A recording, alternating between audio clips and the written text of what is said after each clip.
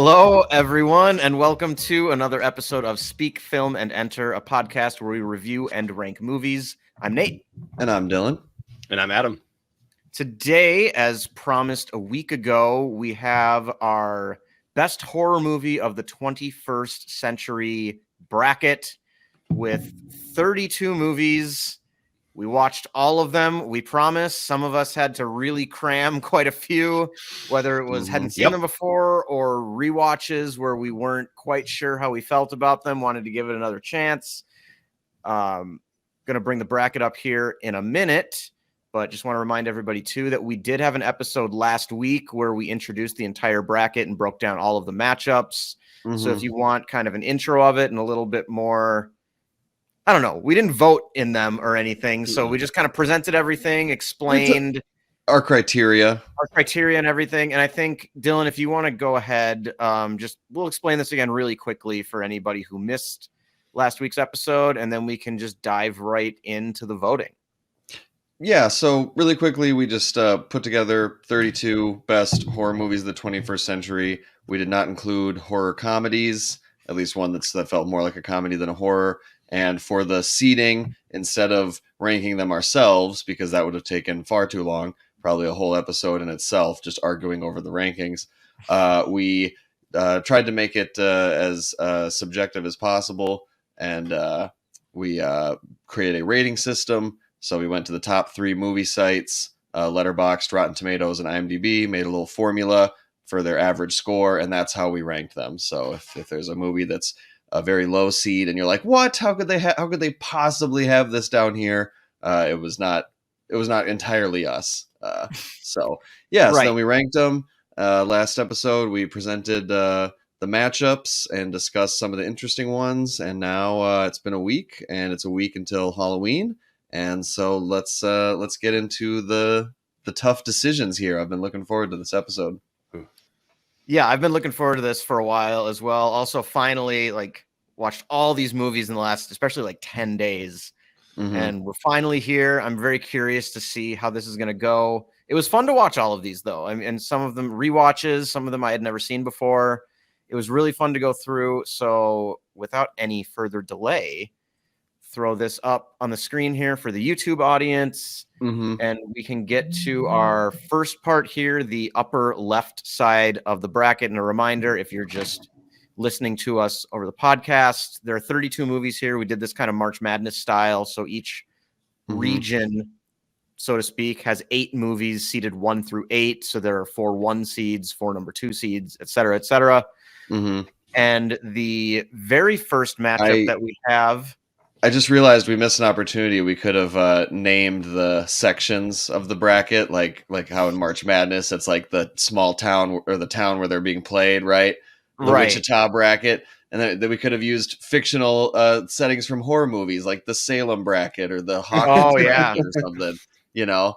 Well, thanks for bringing up the missed opportunity live in front of everybody. So, well, that's, you know what? We're a self-critical, honest podcast. We are. No edits, baby. Yeah, so let's get to the first matchup here. Right, so the first matchup we have here is the number 1 overall seed Get Out against the last movie that squeaked in, the 8 seed in the region, Saw, the original Saw from 2004. And I'm not going to have a hard time with this. I'm going to vote for Get Out.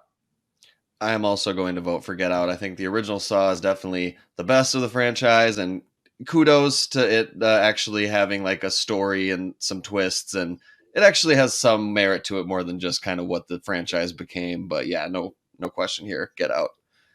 I would love to say Get Out, but because I know it's going to win in a landslide, and it's definitely the better movie. I'm saying Saw just because it spawned, what it spawned, and not just the series that it spawned, but the type of movie that we got. Yes, it's all about gore, but the first one isn't all about the gore and all about the deranged people dying in weird ways. It's putting someone in a very interesting situation and asking them a philosophical question, like, what would you do to get out? What would you do to help yourself out of this situation? How far are you willing to go? I think it's much more of an interesting philosophical movie, despite being terrifyingly gross. I just think it deserves a vote. It deserves a vote. Get Out is definitely the better movie, but I'm going for Saw. I think there'll be lots of examples where it's already decided, and maybe the third person gives a pity vote to the other movie. I don't think that's the last time this is going to happen in this bracket. No, Probably not, but interesting that Get Out does not get the sweep in I round know. one. sorry, boys. Already a It's tough, though. surprise that first round was a little closer than we anticipated, but we got the 4-5 matchup here. The Host from Bong Joon-ho from 2006 up against Green Room from 2015. Very different movies here. You got a Korean monster movie and Green Room, which is just almost like the ultimate example of one of the horror movies where it's like, oh, this could happen in real life. Yeah.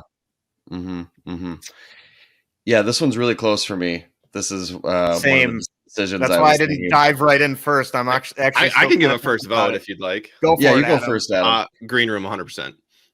Ooh. I think this movie is it's acted well, and watching Patrick Stewart be a terrifying Nazi white supremacist for an entire movie is great. Oh God, I forgot about that a little bit. I forgot about the Patrick Stewart element. You know, I think I'm also going to go Green Room because I just watched The Host for the first time last week and I really liked it, but I've watched Green Room like 8 times. Yeah, same. Mm-hmm. It's definitely revisit. You can revisit. Yeah, it I just think I'm going to revisit The Host at some point. I think it's a really good movie. I think these are both really, really like great horror movies, but I got to go with Green Room here as just kind of the super high rewatch value for me. Yeah, I feel pretty much the same. I think The Host is really good, and it's a great monster movie. Green Room, I think, just stuck with me more, and just the premise, and it just has enough unique things about it. I think that just squeaks out the victory for me. So I'm also going Green Room. All right. So moving on to the 3-6 matchup here. Tigers Are Not Afraid, Mexican movie from 2019 against the cult classic from 2005, The Descent. And I'm going to go first here and vote for Tigers Are Not Afraid. I love this movie. And there's something about ghost stories with like Hispanic or like Mexican, Spanish, South American, Spanish language stories.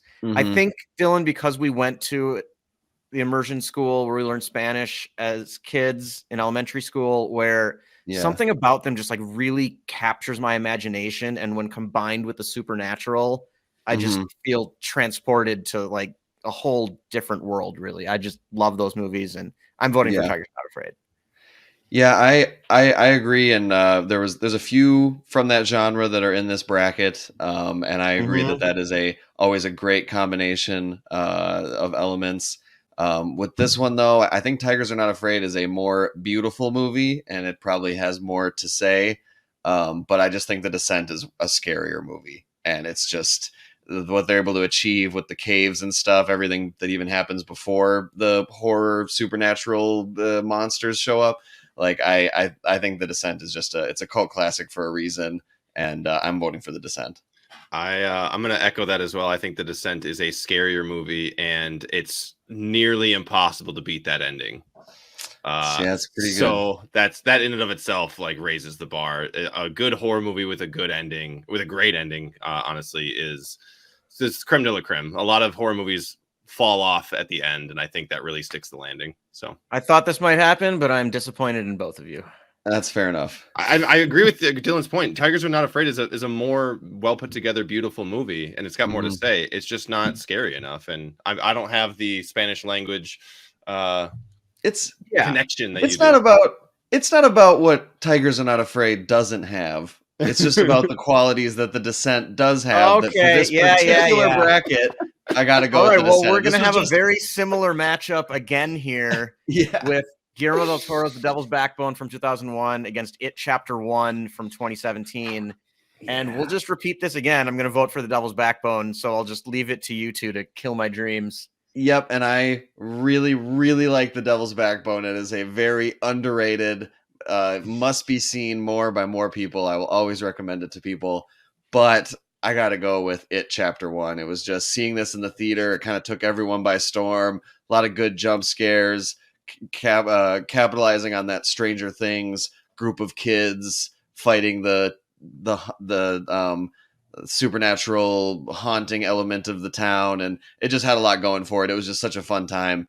And I unfortunately did not get to see The Devil's Backbone in theaters, or really I don't have that connection to it. But yeah, I got to go with it just because I saw it like 2 or 3 times with a bunch of different people, and it was just a lot of fun. It was the fun horror movie of that year.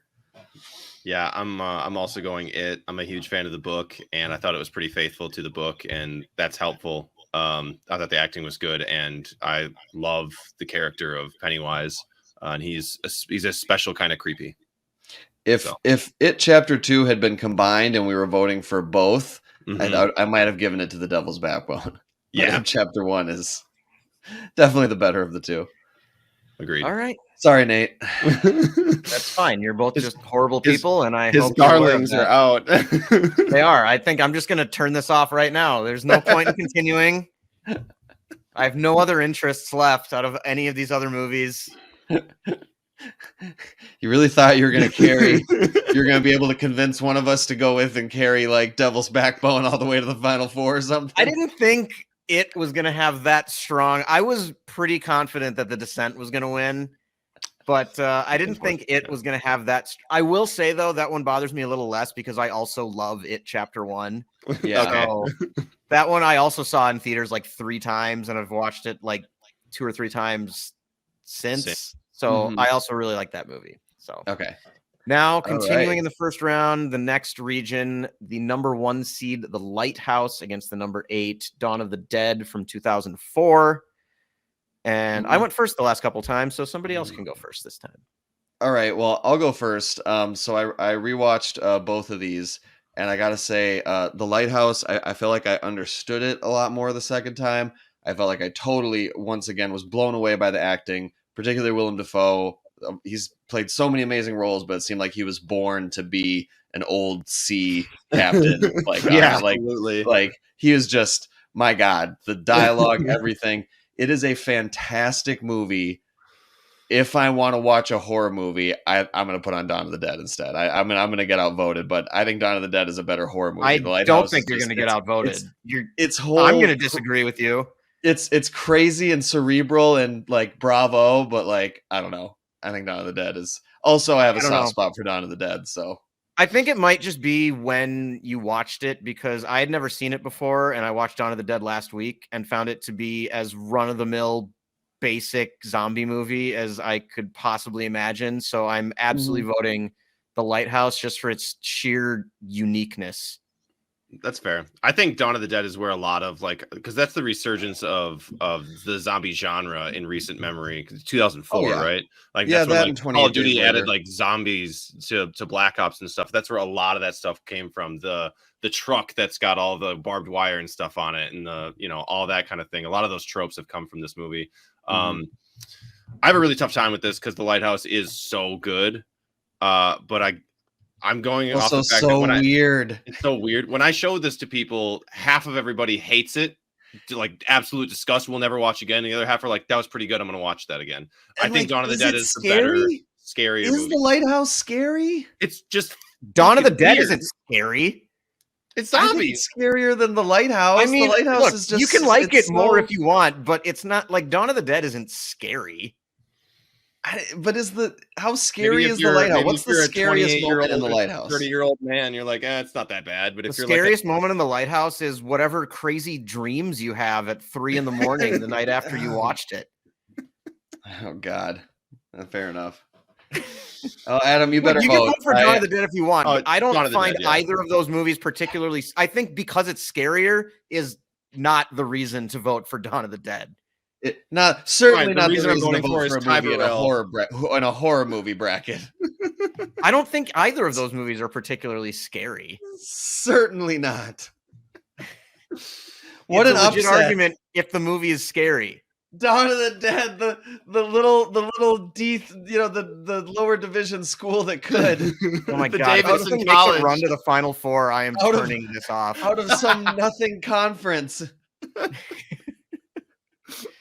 Dawn of the Dead is like the Power 5 conference school that like squeaked in because it played a tough schedule, but didn't have a lot of wins. Yeah, and The Lighthouse against like the undefeated mid-major. Either that or like a Big East school, like the Lighthouse is a school that also has a has like academics through the roof, and they have an amazing basketball team, and everyone's been hyping them up all year, and then they get to the big dance and they just can't hang. That's the Lighthouse for you. All right, moving on. Georgetown, Virginia, maybe. Moving on, we've got A Girl Walks Home Alone at Night from 2014 against The Conjuring, the first Conjuring movie from 2013. I have a feeling this will be a sweep. Oh, I don't know. I'll start Conjuring for sure. Yeah, Conjuring as well. This is the first movie that I saw as like a true adult where I was like legitimately scared again. Like the moment where the hands come out of the blackness and clap, I was like, fuck this, I'm out. I was like standing up and walking around. I watched this during quarantine for the first time with my roommates, and I was losing my shit. So Conjuring. Yeah, I mean, I really like A Girl Walks Home Alone at Night. I think maybe overall I might call it a better movie. It's got incredible soundtrack, black and white cinematography, lots of cool ideas going on, but The Conjuring is much scarier and like just a well-made horror. Yeah. Now The Conjuring is scary. It's scary. That's a scary movie. Absolutely. So I think 3-0 there. I should say too, I do like A Girl Walks Home Alone at Night. I agree with everything you said. It's a little more different and kind of its own thing than The Conjuring is, but I think the execution of just classic horror tropes in The Conjuring is just great. Yeah. Fantastic. Oh, I think. Nope, there we go. All right, and now this one will be fascinating. We've got Raw from 2016 against It Follows from 2014 in the 3-6 matchup. Yeah, so you guys have both seen Raw. We've all seen all of these. Yeah, but when we did the intro episode, right. I was the only one that had seen Raw, and that's why I was saying this was going to be an interesting matchup. Now you two have both seen Raw, so you've seen both. What are your thoughts on this matchup?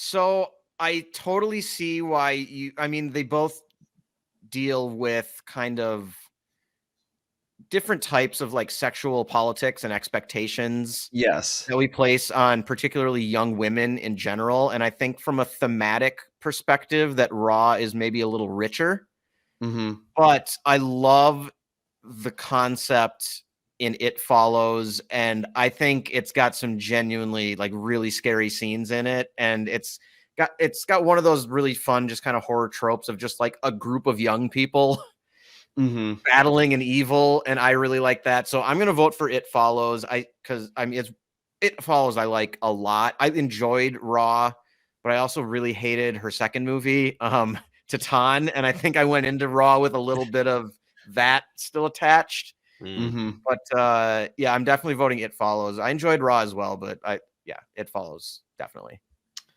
Okay. I watched Raw this week and I was just so off put by it. Like the beginning scene where they're just throwing shit out of the freshman dorms and like storming through and like, oh, we're going to a party and like we're just breaking all your shit. I was like, I expected a little bit more of like a coherent, I don't know what it was, but it put you on edge. It just put me on edge, and I was always just like, I don't like what I'm watching. I ended up not giving it a great score, despite it being like a fine, albeit fine movie. I think It Follows is much better. I think its execution is better. I think its idea is cooler. I liked the ending a lot more than I liked the ending of Raw. It Follows for sure. Okay, yeah, I think I'm glad that you guys went first and already decided it for me. I'm really neck and neck with both of these. I agree with you, Nate. I think just the concept, like just the one sentence, what is it about? For It Follows is great. One of the best. It's a brilliant idea, really well executed, really cool, memorable, scary moments. And Raw is just, it's more of it's body horror, which is kind of hit or miss. And it's definitely got like a lot going on with the themes and what it's trying to say. And I think it's very well done. I'm going to give it the pity vote. I will vote for Raw in defeat. Okay. Yeah, just as a nod, but I could have gone either way. That was really pretty much neck and neck for me. All right. All upsets across the board in the lower left region so far. Ooh. And actually, just going back up, we've had technically only the favorite has only won one time we at suck. this point. I think we're going to get a pretty clean sweep here. I think looking at the first round matchups, this was by far, I thought, the easiest, where I was like 100% we're all going to be on the same page. This is the Wailing running away. Runaway. I watched this, and then my girlfriend went shopping for some stuff for the yard and found some stuff from Trick or Treat, and we both were like, I'm never watching that movie again. We watched it together and just did not like it. Yeah, I didn't like it either. I think maybe if I had seen it when it came out, or I know there's some people, it's kind of like a cult classic and like it's kind of campy. I didn't find it funny. I didn't find it scary. 0%. I really didn't like it. So yeah, I was gonna say, Nate, for the score, you could put 100-0 for the Wailing, but 3-0 is fine too. Yeah, 3-0 is as high as we're gonna go here, but decisive victory. Yeah. Staying in the first round here and moving on to the upper right portion of the bracket, we've got the number 1 seed Let the Right One In from 2008 against the number 8 seed The Mist from 2007. And this is one where I like The Mist a lot, more so than most people, I think. And it's kind of one of my recommended, like, more under the radar horror movies, and very easily accessible for people who are like, hey, what's a horror movie that I think it's got a wide range of accessibility for The Mist, and I really enjoy it. But Let the Right One In is a masterpiece, and that's the correct choice here. Yep, I'm going Let the Right One In. Slam dunk. Which I think is sad, because I just watched The Mist for the first time. Unfortunately, I knew the ending going into it. It had been spoiled for me on purpose. I believe I asked about it many years ago. Well, that'll do it. But I think The Mist is one of the best movies I've seen this year. You really liked it? I'm glad. I really, really liked it. The only thing that doesn't really hold up to me is some of the CGI, which is fine. I kind of figured that would happen. But just seeing the monsters that are in it, and the group of people that you get, and the problems that they end up having, and how that all shifts and changes throughout the movie. And then the fucking ending is one of the most brutal things I've ever seen. Like that's how you fucking end a movie. That is like, no one saw that coming. That's not the ending in the book. Like, that is how you fucking do it. That's probably the best ending in this entire bracket. Yeah. So The Mist is 100% my vote. I obviously am giving it the pity vote here, but loved it. And apparently there's a black and white version, which I think would be even scarier than the regular version. For sure. I highly recommend. Yeah. Also love Thomas Jane, so hard to hate that. I think the black and white version helps a little bit with the CGI, which is aged. Probably. I think when it's in black and white, it feels like, I don't know, it just doesn't look as out of place. I don't know how to describe it, but yeah, I think it kind of covers all my memories of that movie are from the black and white version, even though I've seen the theatrical release like 3 times and the black and white version once. It just will forever exist in my head as a black and white movie. If that was in black and white when they go to the pharmacy, that might be one of the scariest fucking scenes. Like, it's just, I mean, the whole movie's in black and white, so I just like picturing it now. It's like, it's got like a slight green tint to it, and it's like, just make it black and white, it's gonna be worse. Or it's gonna be better, rather.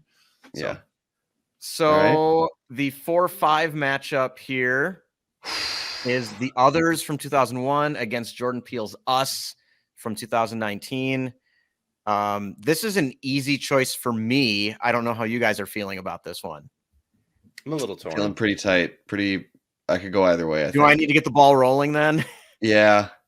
Okay, I'm voting for The Others easy here. I think, talking about amazing endings, this one just blew me away. And Nicole, I mean, Lupita Nyong'o's phenomenal. Nicole Kidman is great in The Others. Both these movies have fantastic acting, but I just think the slow burn of The Others and the different take on a ghost story just really separates this for me. Plus, the ending, I think, is one of the best ever in a horror movie. So I'm voting for The Others. Yeah, I think for me, it does come down to the ending. I like them both. I think they both achieve what they're trying to do. And like, if you like 3/4 of the way through both of them, I think they're both almost perfect. But then the Us just has that last like 20 minutes where it kind of goes off the rails a little bit. And even on rewatch, it still just doesn't feel like, I don't know. Whereas The Others sticks the landing like 100%. Like it lands the plane. So I'm going with The Others just for that, just for like the quality of the last. You had to find when they're close. You got to find something to separate them. Exactly. The ending is so good. I remember seeing the others in theaters when it came out. So back in like 5th or 6th grade. Oh my God, really? Yeah, way back in the day. You must have been terrified. It was creepy. It was definitely like I was having nightmares. I think you're right. I think the ending of Us is just that part where you need to buy in really hard to it, and it doesn't ever quite ever reward you for buying in. So you get left a little confused or a little just like, it could have done it better. I think The Others is a better movie, and I think Nicole Kidman was great. So I will say I watched The Others in a cabin, like in the middle of the woods at night. And then like right after it got over, it was just like, there's no light anywhere. And then a very strong wind knocked over one of the lawn chairs that like scraped across the patio. Yep. Oh my God. And, oh my God, did I jump? I had a couple moments like that this week watching movies. Our bedroom door creaks like very perfectly, like a horror movie one, and the dog would occasionally like nudge it with his nose, and I would just hear like. I was like, pause the movie and go check out the house. Like I'm not taking any chances. Like grab your bat. Yeah. Yep. Okay, moving on to the 3-6 matchup here. We have The Witch from 2015 against the Babadook from 2014. I feel, again, like this is probably going to be pretty obvious given how we've talked about these movies, but we'll see. Who wants to go first? I'll go first. I'm voting The Witch. I'm a huge fan of The Witch. Babadook is good, but The Witch is just, we've talked about it on this podcast for many reasons. I'm going The Witch. Yeah, totally agreed. At the end, I feel like it goes away from being as scary as it was, which is, fine. It's obviously got something to say, but I think The Witch is better executed and just much more of like a creepy, like holy shit, and really putting you in a time when like you don't have like when you watch a lot of horror movies, you're like, oh, just use your phone or just do this or just do that, and like you don't have that option in The Witch. Everything it's too old, like it's too like cerebral. Actual horror, right? Mm-hmm. Right. I generally find myself defending the Babadook because I do think it's a really good movie, and there seem to be a lot of people that just think it's like boring. Mm-hmm. But The Witch is a masterpiece, and that's definitely the choice here. Yeah. Last matchup in this region, the 2 seed A Quiet Place against the 7 from 2018 against the 7 seed Dr. Sleep. And we're going to make Adam go first here because I don't want to get a 2-0 and have his vote not matter, because I know this is an agonizing decision for him, and I want him to have to choose with some actual stakes. See, I want to take some time almost. I know I can't, but talk it through. What do you got? So I like how Dylan just sitting back. By the way, he's got the Shining the shirt agony on too. He's just waiting. Yep. Yeah. Oh yeah, the Shining shirt. Yeah. Yep. Dr. Sleep represent. I hadn't seen the Shining before I saw Dr. Sleep. I obviously had seen like everything that comes up in popular culture about it.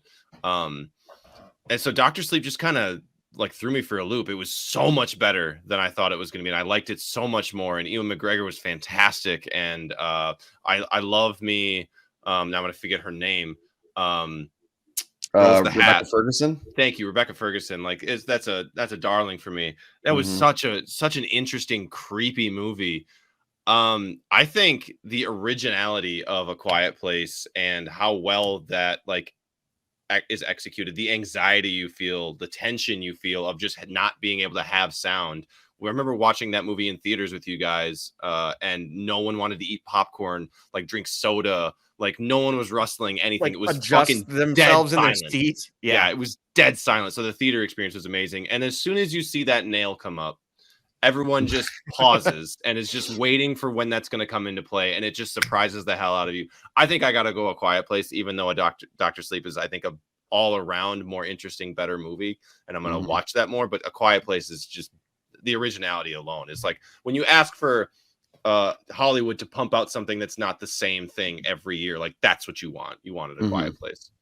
Yeah, I will say I think I'm one of like 4 people in the world that likes Dr. Sleep better than The Shining. Yeah, I think so. I mean, you should start a club. Put me in that one. Okay, Oh so my there's 2 of God. us here.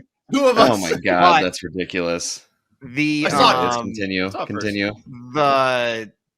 the theatrical experience of A Quiet Place is just a thing to itself. Never experienced anything like it before. I got to go A Quiet Place. It's got to win at least one round here. Yeah. Yeah, I really like Doctor Sleep a lot, and it has a lot. I mean, it's an hour longer than A Quiet Place is. It is. I just looked it up, so there's a lot more there. But A Quiet Place, just brilliant concept, and the theater experience was just on another level. So I gotta go A Quiet Place. Yep. I'm sorry, Dr. All right. Sleep. I'm sorry. Last region of round one. We got our last four matchups here, starting it off with the number 1 seed Hereditary again from 2018 against the number 8 seed The Endless from 2017. And you guys are gonna have to start, or somebody else is, because I still haven't made up my mind. I can start if you want. Yeah, go for it. I'll just give you a vote. I'm not going to tell you anything else. I'm going with Hereditary. Okay. Yeah, I really like both these movies, and me and Nate are huge fans of The Endless. We've been talking it up for years now. But I'm gonna save you of the pain of having to choose, Nate, and I'm going to go Hereditary. So now I can give my pity vote to The Endless and feel totally fine about it. It deserves more votes than it got, but it's a tough matchup. It was a tough draw. Yeah, it's a tough draw. That just happens. Yep, tough draw happens every tournament. Mm-hmm. Underseeded. Mm-hmm. Didn't have the strength of schedule. It just didn't have the. I mean, yeah, it couldn't keep up. Right. Hereditary. Damn you, Ari. Cool. Adam, I'm curious why no reasoning, or did you just want to? I'm as quickly as possible. Yeah, I just wanted to get to you. Okay. I think Hereditary, when I saw it, I was very much like, well, I mean, the trailer was so different than the movie, so I was kind of expecting what the trailer was going to be, and what I got was different, but it was still creepy as hell, and Toni Collette just stole that show. So, and if we're talking about theater experiences, like we were talking with A Quiet Place, the audible gasps that happen at that one particular moment in Hereditary that everyone knows what I'm talking about. Wow, like that was one of the most shocking things I've ever seen in a movie. Yeah, the theater experience for Hereditary. Also, it's just, I mean, The Endless is just like smart, low budget horror at its finest, and like best example. Hereditary is like technically far better made. Yeah, it's very sturdy. Yeah, it's very set in its ways. Yeah. All right, and now we've got the 4-5 matchup. Ari Aster's other horror movie from just a year later, Midsommar from 2019, against The Orphanage from 2007. The Orphanage is the last movie I saw in this bracket, which feels weird to me that I saw it after both of you, or I think maybe Adam, you and I watched it the same day, but I saw it after Dylan. Dylan, I'd mentioned this movie to you like 5 years ago. As something that looked interesting because I was such a big fan of The Devil's Backbone. Mm-hmm. And I was just constantly putting it off. And then we decided to do this, and I still waited until the end because I wanted to be in the right headspace for this movie. Yep. I love the ending of The Orphanage so much. Mm-hmm. Mm-hmm. But it just got a tough draw here. Midsommar is phenomenal, and Florence Pugh's performance is one of the best in a horror movie ever. I gotta vote Midsommar. I really wish The Orphanage had been in like one of the other 4 or 5 matchups because I liked it a lot, but Midsommar holds a very special place in my heart. I feel the same way. I had never seen it. I watched it about a week ago, and I really liked it. I think it's damn good, but unfortunately I also rewatched Midsommar and was reminded of just how almost brilliant it is, really, like how well put together it is, the themes, what the actual like horror is, and like the psychological. I mean, it's just so much going on, so unique with it all taking place like in the daylight. There's just too much. So I really like The Orphanage, but I gotta also go Midsommar here. Yeah, Midsommar for sure. The Orphanage, I feel like I've been I watched 10 movies in the last week to prepare for this, and 7 of those were foreign movies. 3 of them were Guillermo del Toro or Guillermo del Toro inspired movies in Spanish. So this is the third of 3 that I saw in that vein, and I was like, oh boy, I'm just Like they're good. I was just like, okay, another one. Got it. You know what I mean? Sure. So the ending didn't have as much of an impact, and I was kind of like, oh, cool, whatever. So I think I got to go with Midsommar again, like Dylan said. The fact that it's the only horror movie on this list that's in the daylight, I think also is a huge credit to it. Yeah, totally agreed. Next matchup, this one I've been looking forward to the entire time, and that is 28 Days Later from 2002 against Cabin in the Woods from 2011 in the 3-6 matchup here in our lower right region. And this definitely feels like just kind of a couple guys movies. Yeah. And although I will say 28 Days Later, I hadn't seen until this past week, and it was very different than I thought it would be. It was a quieter movie than I was anticipating. And I thought it was filmed in a really interesting way, kind of grainy, almost like a home movie kind of look to it, which I thought worked really well. But I just think Cabin in the Woods is its own thing. There's nothing else like it. And I'm going to vote Cabin in the Woods here. Yeah, just before we go on, Nate, how did you feel about like the last like half hour of 28 Days Later, kind of the direction that it goes with like the military stuff? Yeah, and, like... it's really interesting. And I mean, I generally liked where it went. Okay. Yeah. But it just kind of was sort of emblematic of the movie feeling smaller to me than I was expecting. If that makes sense. Yeah. Yeah. That makes sense. Interesting. I just wanted to get your thoughts on it because that's been on the list of like, or just you've talked about how you haven't seen that for a long time. So, yeah, God, this is really tough. Adam, do you want to go next? I don't. He doesn't. Adam has no interest in this matchup at all. The only thing I'll say before I vote is like I didn't get a chance to rewatch 28 Days Later. I saw it around the time it came out, so I would have loved to brush up on some of the deep movie because I remember what you're talking, like the specific things that happen. I know the general idea of what happens with the military and what they're forcing people to do. I just remember when I watched 28 Days Later, the scene when Mark gets infected, like right away. And it's just like, sorry, bro. Wham. It's just, it's so drastic. It's so quick. And it's so gruesome. And the setup to that scene where, you know, he finally found some friends. He's been wandering alone. I just think the first like hour of this movie of 28 Days Later is like so like perfectly done. Like the empty streets of London. And he's just like, what is going on? But I loved the setup to that scene where it was just because he lit a candle. And then that brings him crashing through the windows. And then, like you said, it's like, oh, he's bitten. Boom, he's got to die. Really well done. Oh, God, this is so tough for me. I think these are both just a great time. So before you vote, the last thing I'll say, because then I'll vote, because I'm good. going to make you. Well, this is going to double overtime. Yeah. This is a Danny Boyle movie, one of his other movies, Sunshine, that I love. Also, I think both of these movies kind of suffer from the same thing where it's sort of, we get to the third act and it kind of just wanders a little bit off track or just like changes. The movie becomes about something slightly different. Yeah. Which is unfortunate because I think both of these movies are great. 28 Days Later and Sunshine. Again, Sunshine, something I really, really love. So I'm going to say 28 Days Later just to put you in a pickle. All right. And I think if we're going terrifying factor, the heat. 28 Days Later, Cabin in the Woods has so much more like fun horror tropes. 28 Days Later is scarier. Oh gosh, I'm feeling it. I got the free throws at the end, down by 1, 0.8 seconds left. Yeah, I really like them both, but I'm going to go with The Cabin in the Woods. Oh, all right. I think as a concept, the way that they introduce the comedy elements, but they stay true to like keep it a legit horror movie. It's just debaucherous, like horror movie. It's a celebration of horror movies too. That's the thing. It's a love letter to all horror movies while being a good horror movie. Some great memes came out of it. The very memorable parts of that movie have like stuck with me. Still like good jokes. It's just I got to go with the Cabin in the Woods. That's one where I feel like both very, very, very deserving. That was what a tough they're one. up against. It's not like they're up against like the a crowd wanted Midsommar both teams to win. Get Out. Yeah, you know. I like every movie a lot in this region. Yeah, agreed. Yeah.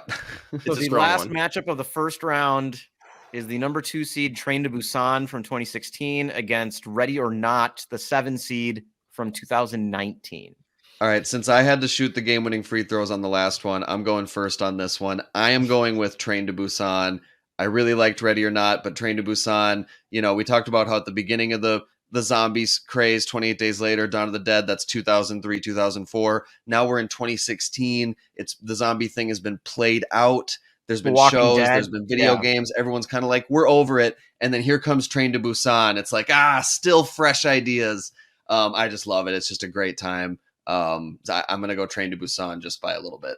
Yep. I'm also going to go Train to Busan. I got to vote for my favorite zombie movie. Yeah, there you go. I like Ready or Not a lot too. But yeah, I got to go Train to Busan. I've kind of figured you guys were going to do that. But I'm giving my vote to Ready or Not because of how fun and how like it's really gross, but it's still like it's not done in a super like gory, serious way. It's like kind of gory fun. It doesn't take itself too seriously, and that's where I think its strength is. I also really like Samara Weaving in it, and it surprised the hell out of me because we watched it. I watched it with my girlfriend. We're like, oh, I wonder what this is, and just absolutely loved it. So Ready or Not for me. Moral victory for Ready or Not. I just saw Train to Busan for the first time, and I love it. I liked what you guys liked about it. It just, okay, Ready or Not is totally deserves to not get swept. Okay, that's fair. Yeah. All right, we have completed the first round. It should move twice as fast now at this point. All right, we'll be back next week with round 2. Definitely not. Now we're on to the number 1 seed Get Out against the number 5 seed in this region, Green Room. This is a very interesting matchup as we kind of start to narrow it down here. I'll go first. I really like them both, but I'm still going Get Out on this one. Like at least Green Room has some parts where I'm still like, okay, whereas Get Out is just so like well put together, like from start to finish. It's just hard for me to go against it. So I'm still going Get Out here. I'm going with the upset here, and I'm going to vote Green Room. I did not fully expect that I would, but when I saw that, I've been thinking about it a lot, and I've watched Green Room like 5 or 6 times. I think I've watched Get Out twice. There's just something about that, like this could actually happen aspect with Green Room, and Anton Yelchin is in it, and Imogen Poots, like those two together are so good. I love Green Room as like a horror thriller that could happen in real life, and got to go with the upset here. So Adam's already kind of pouting because he clearly doesn't know what to do, and it's your turn now. This is tough. This is for those of you who can't see him. He is in agony. I was slouched down in my chair, barely visible. He's trying to hide from the camera. This is give the ball to me so I can shoot the game-winning 3, and I'm apprehensive about of shooting the game-winning 3. Am I going to make it? Is this on the one hand, part? Yeah, on the one hand, we have like what is probably the best horror. I mean, what is the number one phenomenon that was Get Out? Like it just, and what it's about and its themes and what it says to America, I think is phenomenal. I think Green Room is scarier. I think Green Room is more like they both deal with like horrible white people. That's true. I like the more overt. That's a Nazi, I guess, than these subvertive, shitty, rich white people. I'm going Green Room. Wow. The scene too when like you're stuck in a room, like you are absolutely trapped. There's no way to get out. You've tried everything. The tense moments at the beginning with I forget the guy's name, but the big dude stuck in the room with them. Yeah, like all of that, and just getting trapped in that whole area. I think Green Room is the number I'm sorry, one, Get Out, but the number 1 overall seed goes down in round 2. Woo! Don't at me. I'm sorry. Gonna be a lot of disappointed fans out there. This is like if we're in a horror movie situation, people would kill us for that. They'd be like, "Nope, you don't like Get Out. You're out of the group. Go away. Like we're putting you outside with the monsters." This would be like when there's No, this would be like when there's like, there's a group of teenagers, but one guy is like clearly like kind of in control and seems like he's a leader, and then he gets killed first. Yeah, That's what this is like. The big jock guy just goes down. Have either of you guys seen the horror comedy Cooties? No. Oh God, no, I haven't. It's so dumb. It's about a bad batch of chicken nuggets that turns all the kids in an elementary school into zombies. And Elijah Wood is in it, and Allison Pill, and Rainn Wilson, the guy that plays Wilson? Dwight. Yeah. That actually sounds, now that you mentioned that.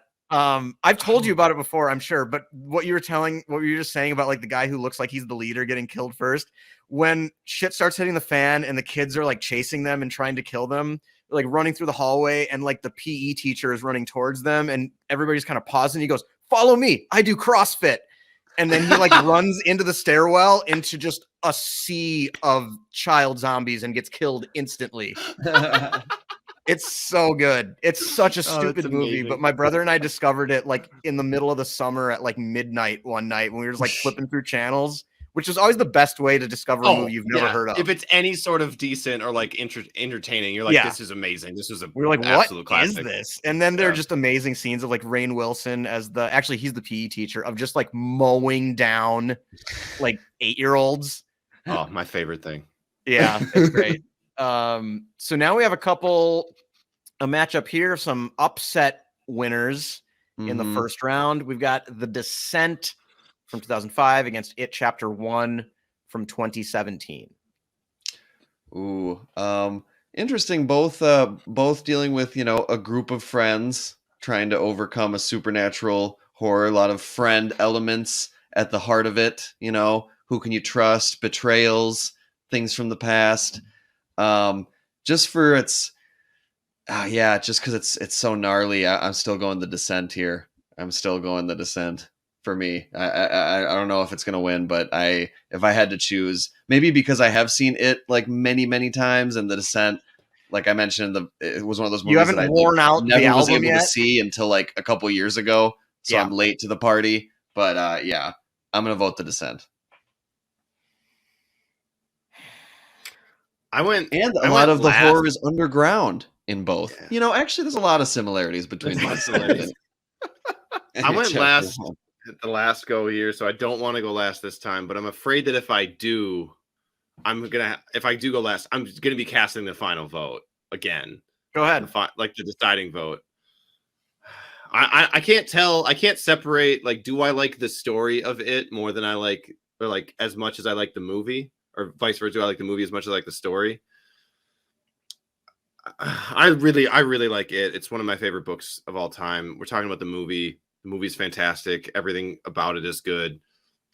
The Descent is still my winner. It's the ending, and it's just the creep factor of putting yourself in a situation that is not easy to get out of, and you don't have anything else but your friends, and then they, and just the terror of spelunking in general, just the terror of caves. I'm going to give It Chapter 1 a pity vote because I was very 50-50 there. I think it's funny, Adam, that you mentioned the ending of The Descent as being, for me, the first half of The Descent, like the claustrophobic nature of, like, this doesn't need monsters in it at all.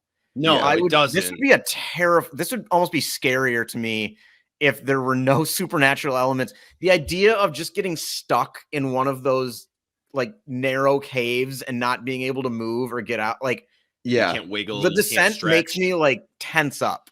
Yeah, in the dark. Yeah. One of the best, like, I don't have the map reveals in any movie too. Yep. Yeah. For sure. Oh, man. All right. Interesting matchup here with Dawn of the Dead from 2004 and The Conjuring from 2013. I haven't gone first for a while, I think. I'm going to vote for The Conjuring here. I am going to vote for The Conjuring as well. Okay, good. Because then I can give Dawn of the Dead my pity vote.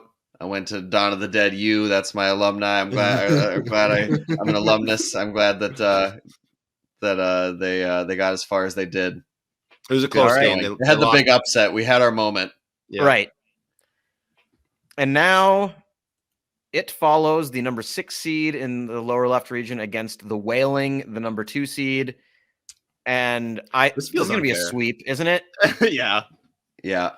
I mean, I love It Follows. It's another one of those ones that not a lot of people have seen or heard of, and I love recommending it to people because it's short and has a great concept, and I think it fits in with generally what people are expecting of a horror movie, I think, with just like a better concept and better execution. Yeah. But The Wailing is a fucking masterpiece of a movie. Yeah. And it's, The Wailing all the way. It almost feels like we're giving The Wailing an easy path. Like it was the number 2 overall, I think. And it was the number 5 overall. Oh, number 5 overall. I feel like we're giving it an easy path to get to that Final Four, to get to the championship. But it's deserving. It's just, I think that's just kind of the way it folded out. It just, I looked at that region when this started and just thought like the Wailing doesn't have much competition there. Yeah. This, however, all 4 of these movies I love to death. Yeah, this is tough. This is a tough region. I can start these then. The number 1 seed, Let the Right One In, against the number 4 in the upper right, The Others. And go ahead, Adam. Yeah, I'll start because I know at least how Nate feels about Let the Right One In. It's one of his favorite movies of all time. I know Dylan is also on I've been right here echoing everything he's ever said about it. I know. I heard it from him first. Right now. I heard it from him first. You were, as soon as we had the conversation, you were right there with him. I know he's ranted and raved about it to me, even off air and in text and stuff. I think I'm gonna go with The Others. If that happens to be the pity vote, great. I like it more. Yeah, not even more, but like just as we both have been gushing over it for this entire podcast, and Adam's like, well, I know Nate really likes it. No, but you didn't let me finish. I was saying that I know it's one of Nate's favorite movies of all time, but I know you're also high on it, very high on it. That it's top 15 for me too. Adam, you don't know what you're talking about. I didn't know it was a top 15. You don't really saw the list that Nate does. Your game plan for this matchup was completely wrong. No, it wasn't. Well, to prove to you how much we both like it, I believe the Let the Right One In is a 5-star movie for both of us. Yes, me too. I will say I do have The Others as a 4.5. I was bummed to just see that for me it was only going to have one shot at victory. Yeah, it could have made a deep run in a different bracket. I've only seen Let the Right One In the one time after we did the What Makes It Great episode, and I think it's also a 4.5 for me.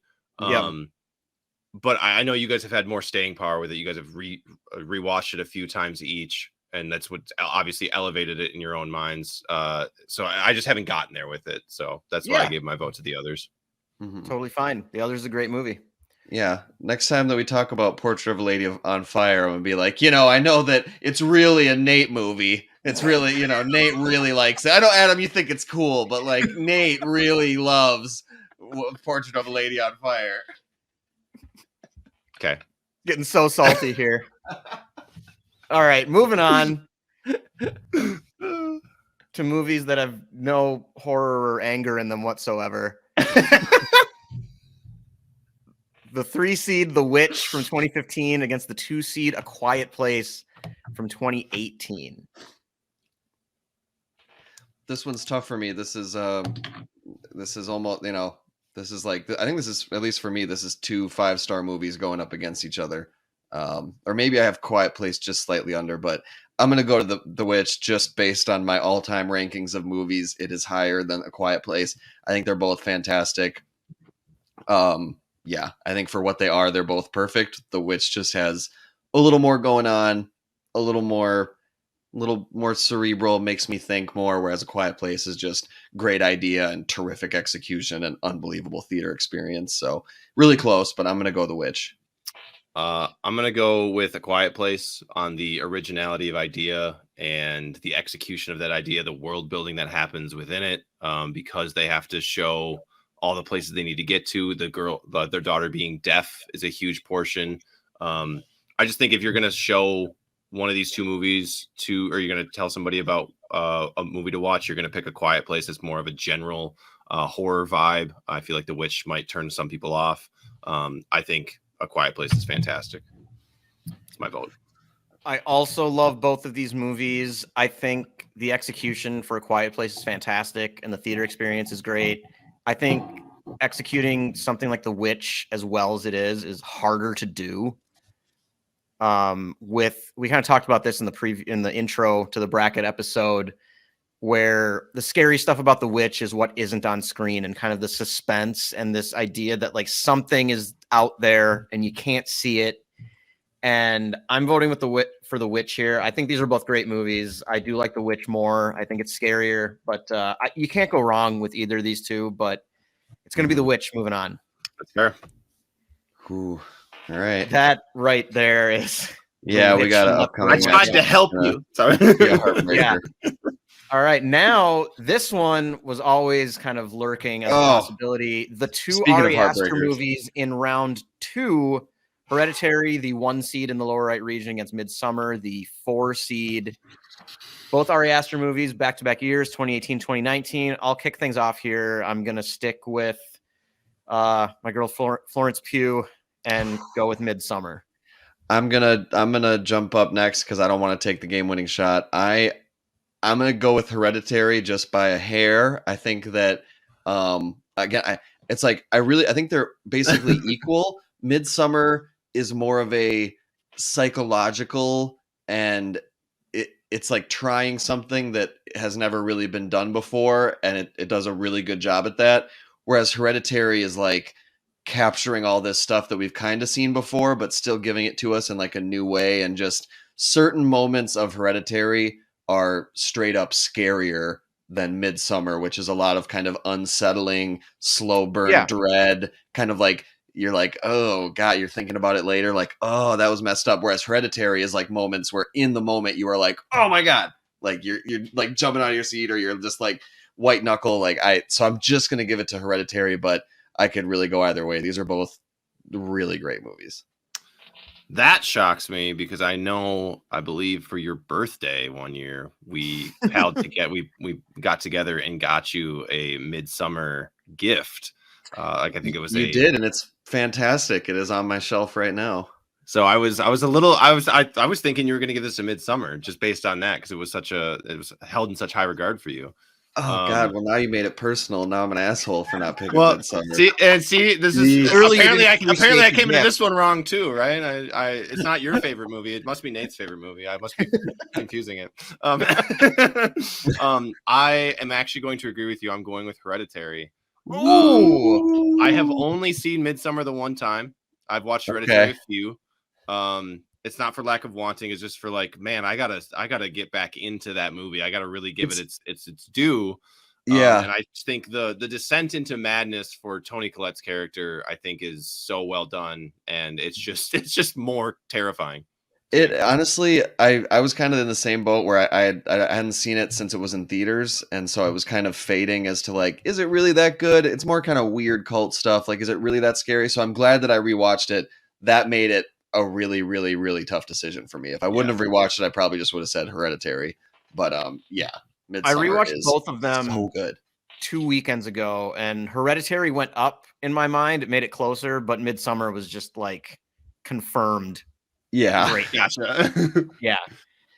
All right. Another fun one here. We've got the 6 seed with the upset in the first round, Cabin in the Woods from 2011, and the number 2 seed, Train to Busan from 2016. I'd like Adam to go first this time. You haven't gone first for a while. Oh, damn you. This is better. A tough one. It's easier to go first. It is, but it's a tough one for me. So I was hoping to go second or something. Second easily has the least amount of pressure, I think. Yeah, it's wonderful. It's a great spot to be. I'm gonna go. I'm gonna go with Cabin in the Woods.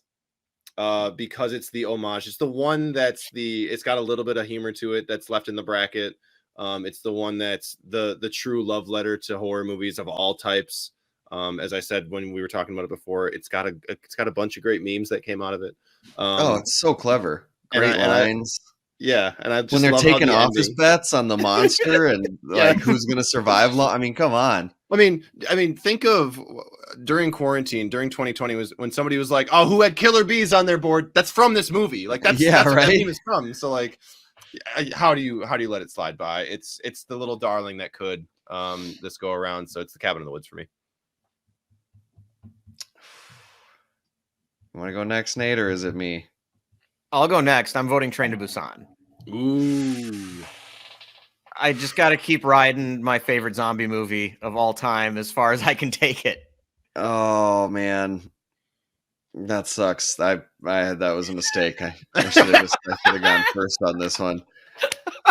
Oh, Watching one of you in agony has become my favorite part of this entire episode. I think it brings us all joy to watch the others shift in yeah, for sure. You have to make a really tough decision. Yeah. And kill a movie that they love. They're both they're so fun and like fresh, and like I would recommend them to like the exact same person. Like any person that I would recommend Train to Busan to, I would also recommend The Cabin in the Woods, and vice versa. You know what? Oh man. I think the deciding factor, the thin margin of victory, is going to be that my dad loves Cabin in the Woods. Okay. And I just think the fact that it can pull off your dad on the show, I don't think so. Yeah, we're using Phone a Friend here. The fact that it can pull in that wide of an appeal, and it's just like so clever and unique, and like it's just impossible not to like it. I am going to go with The Cabin in the Woods. I love Train to Busan though. I'm sorry. Dylan, I feel a little betrayed. You and I have been on the Train to Busan train for a long time. I know, and then I just had to, It's Nate's favorite movie, Dylan. Just let it go. Basically, like the end of Train to Busan. I couldn't. He can't complete the journey with you. I can't go. I won't be there with you at the end, Nate. I'm sorry. Just gotta let me keep walking by myself. Yeah. Oh boy. Into the arms of a monster. All right. We're down to the Elite Eight now. We got our regional finals here. Okay. And we've got a couple movies that, they didn't expect to make it this far. I think that's safe to say. We don't know what we're doing. Green Room and The Descent. And Dylan, you just had to make an agonizing decision, so I guess we'll let you start. Okay, I'm gonna go with The Descent. I just didn't think the Green Room was gonna make it this far, and I really like Green Room a lot, but I'm still gonna go with The Descent. Still gonna put it down. All right, I'm going Green Room. Riding that thing hard here. The real world aspect of Green Room, and Patrick Stewart, Adam. Love it.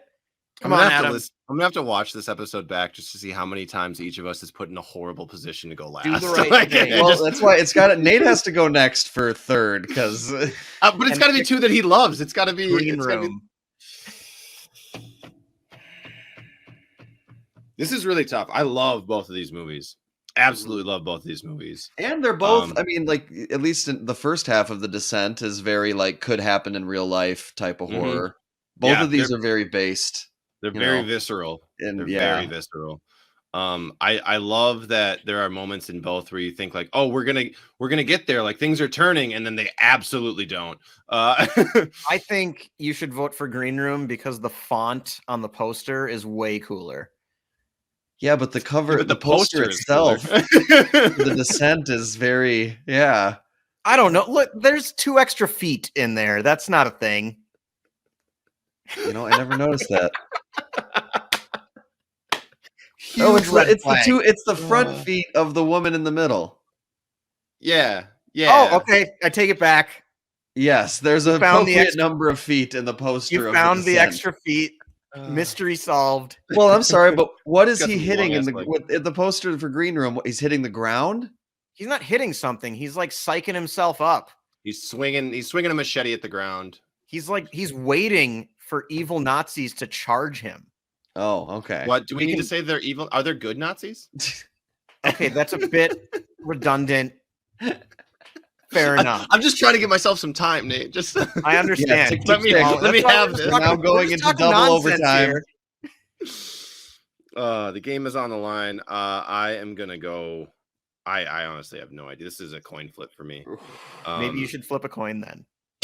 Yeah, we should have came prepared. Do you have a coin with have a coin? Green Room on one side and The Descent on the other? Unfortunately, I don't. But I have. Let's flip my wallet. Green Room. Wow. I'm sorry, Descent. I'm sorry. I love you. That the ending is too good. But This would be the game that ends on a very controversial call. Yep. A very like both teams Send at them to double the line with no- overtime. Yep. Someone gets called for a questionable 3 seconds in the lane. Yeah. Or like his toe was on the line, but they didn't see it. Yeah. All right. Moving on. We've got the 5 seed in the lower left, the Conjuring, against the 2 seed in the lower left, the Wailing. And Adam, you just had to agonize, so you can go first. I'm gonna agonize again, but I'm not gonna agonize as long. I'm not gonna agonize as much. I'm just gonna say The Conjuring scared me more, so it's The Conjuring. Okay. Yep. I'll leave it at that. I am going to vote the Wailing. I think I am also going to vote the Wailing. All right, there we go. That makes Nate me feel lucking better. out with the easy third vote. Yeah, I figured the Wailing was This is going a to win that. blowout from the beginning. I've just made up my mind on everything already. So I agonized like last night by myself. We want to see the predict work every that you have to possible put in. matchup that I could have. I want to know it's a struggle. I want to watch the struggle. So it was just like me in a room with the lights off and a lot of beer. That's exactly what I was picturing. Yeah. Nate that's just all it drunk off was. his ass. Like, I choose the Wailing. Yeah. The ones I agonized over the most, you guys didn't even allow to happen. Here, you get to be third on this one. You can be third on this one because this looks like something you might agonize over. Yeah.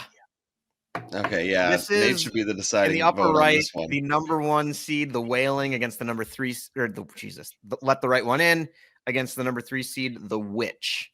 So you guys want me to go first or last here? Last. You're gonna which side of Ricky Bobby am I gonna be? Well, if you ain't You first, can go last. Adam, you go first. The Witch. Adam's just voting to try to force my hand. I'm not. I've seen The Witch more, and it is more Okay. cerebral. Let the Right One In. I've only seen it once. Sure. Yeah, both of these are definitely 5-star movies for me.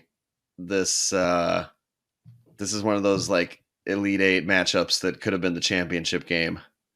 I am going to go. Oh God, I love them both so much.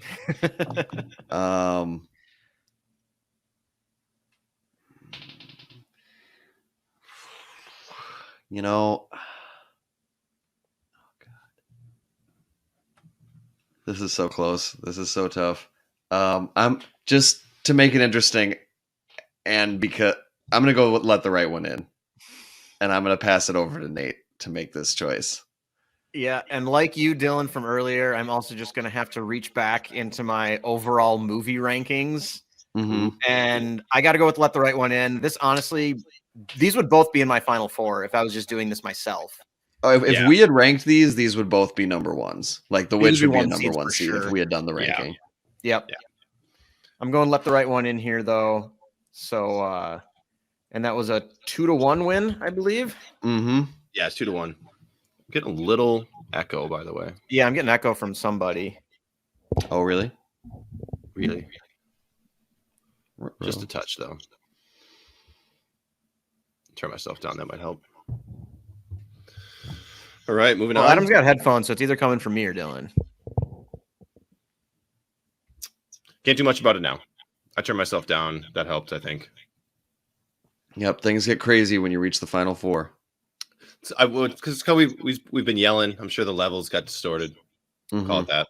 I just muted myself, so I think it's probably Dylan, but I don't really see what we can do about it. So that's what I mean. There's not much to do about it, so we'll just keep going. It usually it's just not that bad. Stops. Yeah. So, all right. Let's keep it going. Elite 8 matchup.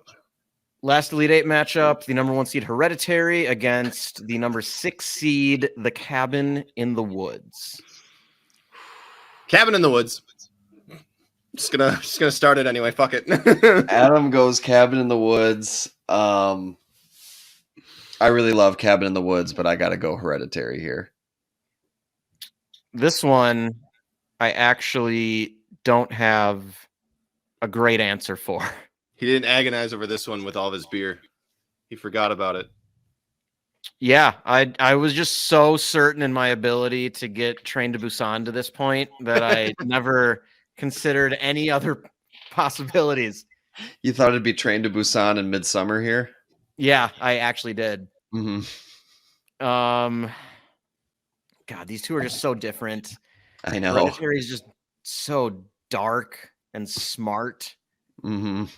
And deadly Cabin in the serious. Woods is so fun, and I'm going Hereditary. It's scarier, and Tony Chris Hemsworth couldn't keep it for you. Tony Collette's performance just Agreed. takes it over the top here. So Cabin in the Woods had a great run, though.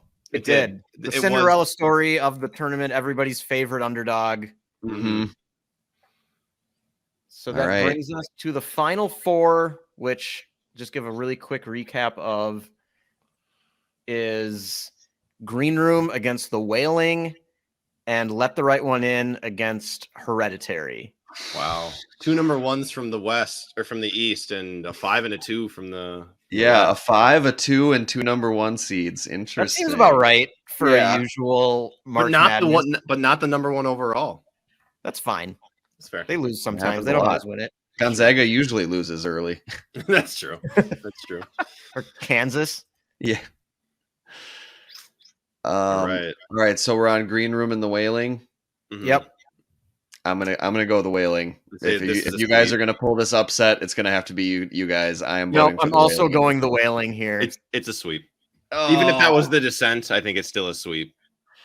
Oh, the run ends in just a blowout for Green Room. They couldn't adapt. When you go from normal sized gyms to the Final Four, which is in a stadium or an arena, the basket looks different. It's harder to shoot. And they just your perception's off. Your perception. Yeah, they didn't have Gene Hackman to let them know that it's still 15 feet from the free throw line and 10 feet from the floor to the rim. Yep, they didn't hire a guy who had a tape measure with him, and so couldn't like a surprise shotgun to the chest. Green Room goes down. And then the last Final Four matchup that we've got here, Let the Right One In against Hereditary, both 1 seeds. And I will kick this one off with Let the Right One In. Okay. Adam is cowering behind his microphone. I'm hiding in my mind. I'm putting on a brave face. Dylan's poker facing right now. He's just trying not to betray his emotions. Hereditary. It scared me more. It's not. I don't know. The final scene, Let the Right One In, is fantastic. I think it's a better movie, all things considered. But as far as terror goes, Hereditary kept me on my toes the entire time and really weirded me out in all aspects. And I got to go there. Yeah. This is very tough for me, and I think there's a phrase you used that just kind of summed it all up for me. Where I think Let the Right One In, I believe, is a better overall movie, but Hereditary did scare me more, and I think if we're just going straight horror, I think I'm gonna have to vote for Hereditary here. Oh. Yeah. The thing that gave it to me, I thought Let the Right One In was one of your favorites, Dylan, and you couldn't believe that Adam offended you. I know, and now I didn't vote for it in the Final Four. Just the two things that got for me for Hereditary were Alex Wolff, the scene where he falls asleep in class. Oh my God, especially terrifying, especially because that's like middle of the day. And then towards the end, when we're doing that seance at home and Claire is involved scene. And all of everything that happens from the seance onward is just like straight terror. What I was going to say to defend my honor a little bit here with Let the Right One In, I think that when I think back, like my favorite parts Nate doesn't want to hear these movies, right? Yeah. The favorite parts, a lot of my favorite parts of Let the Right One In are actually like uplifting, like optimistic, like they're like good moments. It's like Yeah. moments when they're like being kids and they're like trying to have a friendship, and like a lot of the memorable moments are actually kind of good things, whereas with Hereditary it's all just like horrifying. Like it's all just horrifying. Like, oh my god. Tell So that to the kids in the swimming pool. besides that, Listen, they earned that. yeah, All right. They got what was coming let to the them. right one in is my profile picture on Letterboxd, so I will not have my reputation. And you voted against it Slandered. anyway. I see what you're doing here. That's fine. We got a championship matchup One for the ages. of The Wailing, which was the number 5 overall seed, against Hereditary, the number 3 overall seed. And I don't know who wants to go first. I very clearly know what I'm voting for here. I think I know what you're voting for too. Yeah. I'm gonna help maybe. I'm gonna go first. I'm gonna go with The Wailing. Wow. Well, it's gonna be a sweep in the championship game then. Yes, it is. Yeah. Look, it just skated to the end. It had the golden road. It didn't have to. Yeah, this was the first 1 seed it had to face. Mm-hmm. I think honestly, yeah, they're both fantastic, but in a way, The Wailing kind of kicked off or was part of the road that brought us to this podcast. I remember seeing it, being blown away. I watched it like a second time, like immediately, and then I texted Nate and was like, "You need to see this movie. It's crazy and like it's so well done, and it made all these ideas." I'm like, "You just need to see it." He saw it, loved it, and then like, you know, that was back in 2016, 2017, and now here we are. It's part of the whole thing that led us down this road. So, and I think after you guys saw it, or after you showed it, or you told Nate about it, I think Nate, you and Dylan both got together with me and Steve, and we watched it together. And like that was my introduction, and it was like, wow, that was incredible. It's one of those movies. I loved it the first time I saw it, and then the second time, the ending clicked for me. Mm-hmm. And then I was immediately like, "Oh, I need to watch this a third time now that I understand the ending and I can all the way through." Yep.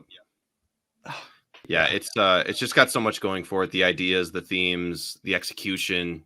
There's just a lot of interesting, great things to pick out about it that I think if you watch and maybe don't like the first time, you'll still find things interesting about it that you will like if you don't like it as an overall film. But I would tell you to watch it a second time. I think it deserves that, and I think it will reward you for doing so. Yeah, I also think that like, you know, really good horror movies have just sequences that are burned into your memory, which is kind of what you guys, Dylan especially, mentioned, like with Hereditary versus Let the Right One In, where the images that were burned into your mind are scarier. The Wailing has like 4 sequences that are just insane. Like when they see the guy in the woods and they chase him, or he chased, I can't remember exactly. But then when they go to his house, like with the dogs, all that stuff. The freaking exorcism. Whole like ceremony and the ending. I mean, just so many moments in this movie just like burned into my psyche. And like this is I think I had 2 movies on this list that were 5-star movies for me, and this was one of them. So very deserving win. Yeah, and I love that you know, of all the movies, we got zombie movies, psychological stuff, you know, a lot of different kind of genres, horror comedy.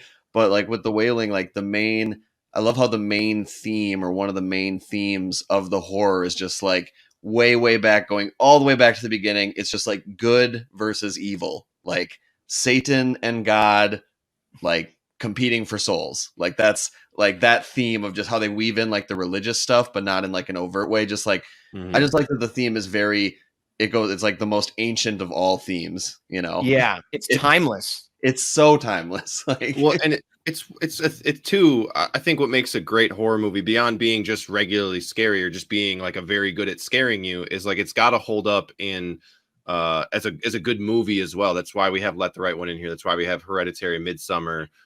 You know, some of those greats. Those are legitimately good movies. I think this is the perfect blend of it's a great movie that has a ton of horror elements that it leans so hard into, and it's going to scare you whether or not it's a great movie beyond, like, regardless. You know what I mean? Yeah, totally agree. It's got the staying power. Yeah, and my God, that ending just makes you think. Oh my God, it's unbelievably good ending. Yeah. All right. I guess. Well, there we go. After we go through it, the Speak Film and Enter contingent has chosen the Wailing as the champion. We hope that anyone listening out there was able to get to the bracket online, fill it out for themselves. Do we have any sort of statistics or anything from when other people have filled it out, or? You know, I meant to grab those things, Oh. but yeah, give me a hot second here, and I can see what some of our more frequent winners were.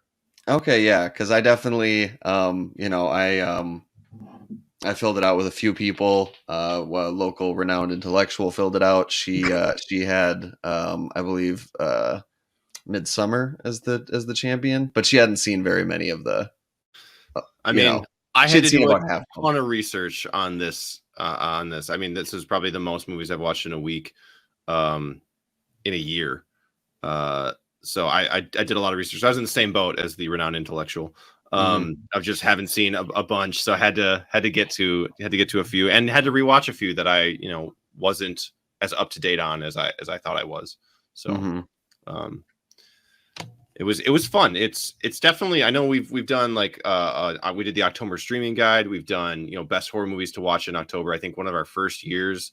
We went and said, like, you should watch all of these. Here's what they are on streaming and stuff, where we recommended the Lighthouse and all those other things. So this was a different vibe to get. And I really enjoyed this episode, the lead up to this, just all the research and all the background stuff we had to do. I really liked setting this up and getting a chance to do another bracket. Yeah, the most frequent winners, by the way, from the audience members who filled it out, thank you very much, were Let the Right One In, Get Out, and 28 Days Later. Interesting. Ooh. All right. Nice. Yeah. I know we've mentioned 28 Days Later a few times. I know in college we came across the beginning to 28 Weeks Later, the sequel. Oh, yep. Great beginning. Just the beginning of that movie, because it does lead in to the rest of England being garbage, ravaged by the rage virus. The opening scene before the credits is one of the most like anxiety inducing, like terrifying, high octane beginnings of a movie I've ever seen. I remember we would show that to people. I know, like, just that. Because the rest of the movie isn't that great, especially like the way it ends and wraps up. It just becomes kind of a mess. But man, that opening sequence before the credits was like they captured the magic of the first one just for a brief moment. I think we started trying to watch it one night and saw it. We're like, what the absolute fuck? Like, it was just so ridiculous. And I remember seeing all of that and then being like, calling the other roommates and be like, you have to watch this part. You have to watch this part. And it's only, 5 minutes or something, but check that out too if you haven't. This was a lot of fun. I think this format can be used again, I'm sure, at some point for another thing. I also was thinking, there are enough horror movies out there. If we don't have any other ideas, maybe next Halloween we do another one, but for the 20th century, kind of get some of the older ones in there, show them some love. I mean, that's going to require more movie watching, but I also think it would be very interesting. If we give ourselves more than like 3 weeks notice this time, if we decide on that in like June, then we don't have to watch 10 of them in the last week. And also, I think you'd be getting competitions of eras more. For sure. You get the 80s, kind of what horror movie in the 80s looked like Nightmare on Elm Street versus something from maybe the 60s, like The Haunting. Yeah. So I think you could get a lot of very interesting matchups in there. But yeah, no, this was a really great time. We hope that everybody had a good time and was able to go and fill it out themselves just for fun. And is there anything else, or is it my turn to put a wrap on the show? It's all you. All right. Wouldst thou like the taste of butter and pretty dress? Wouldst thou like to live deliciously?